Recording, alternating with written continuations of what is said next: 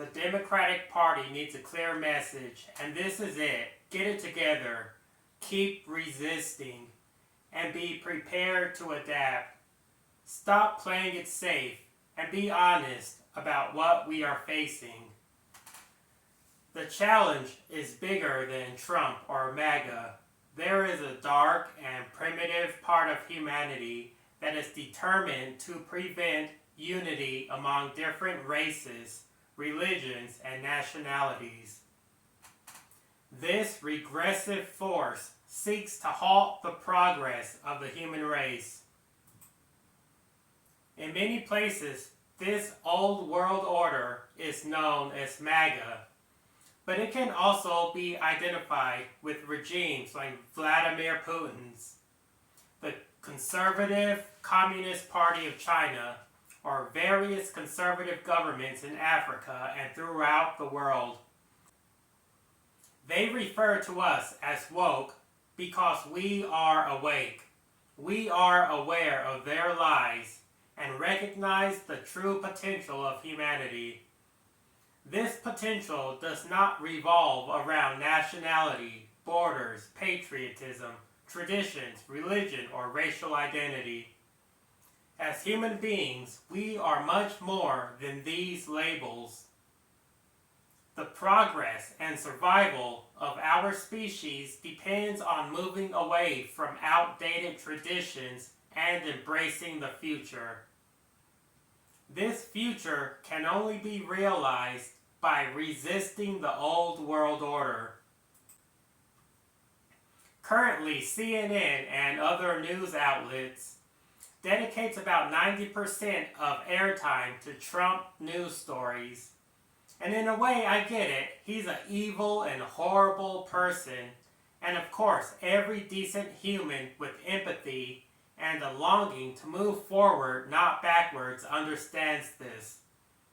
I believe that the news outlets, as well as influencers who are against authoritarianism, should use the majority of their airtime covering pro-diversity news, pro-progressive news, pro-LGBTQ news, pro-globalism news, because we are still part of a global community, no matter how hard conservatives around the planet try to isolate and take backwards the populations they control. Americans and all of humanity continues to move forward and away from the past. In my opinion, news outlets and influencers should only cover Trump when laughing at him and his supporters. And there's a lot to laugh at and breathe a sigh of relief over.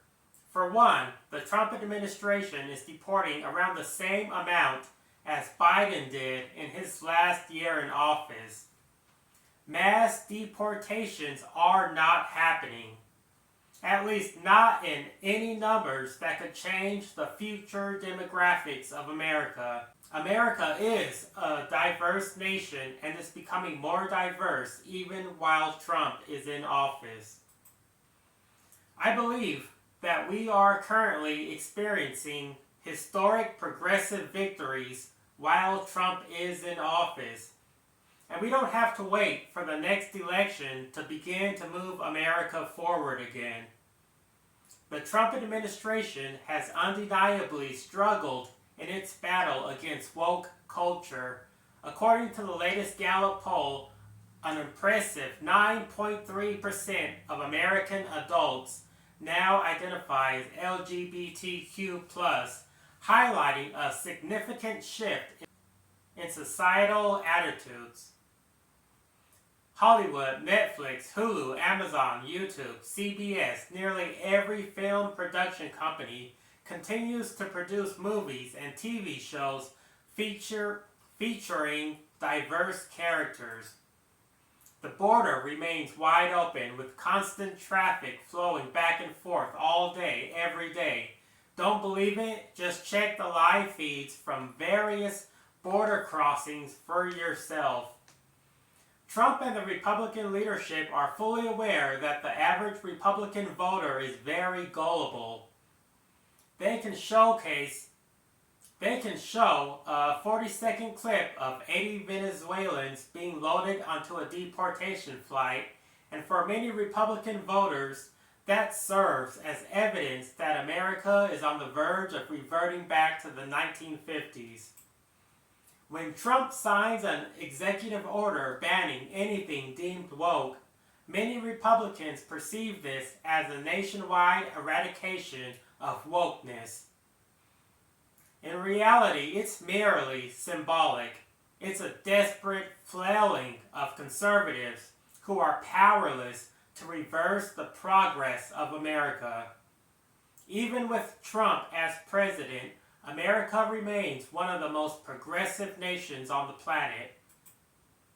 The conservative push to ban trans individuals from sports mirrors the segregation of sports by race in America's past. Back then, conservatives claimed black athletes had thicker bones and greater muscle mass, giving them an unfair advantage over white players. And so for 70 years, conservatives segregated sports in America. Today, conservatives use the same exact argument against transgender players. Ultimately, conservatives have always been on the wrong side of history. This pattern, it didn't start with Trump, and it won't end with him either. Throughout history, conservatives representing the old world order have consistently sought to impede humanity's progress. Conservatives strive for easily controllable populations, promoting divisions based on borders, traditions, religion, or racial identity, effectively stifling individuality and collaboration with those who are different. The resistance many conservatives demonstrated against the COVID vaccine and mandates stemmed from a fear of collective action. For the first time in human history, humanity united against the common adversary, the virus itself. Conservatives know if people with different beliefs, languages, and nationalities begin to work together, it threatens the very foundation of conservative power, which hinges on division. Conservative influence stems from borders, racial identities, religions, and traditions. Conservatives convince the populace that it's us versus them. In truth, it's conservatism against humanity. They occupy the top tier, while the rest of humanity resides at the bottom. Ensnared in a false reality akin to the Matrix, instead of machines controlling humans, conservatives manipulate people through divisions based on borders, religion, traditions, and racial identities.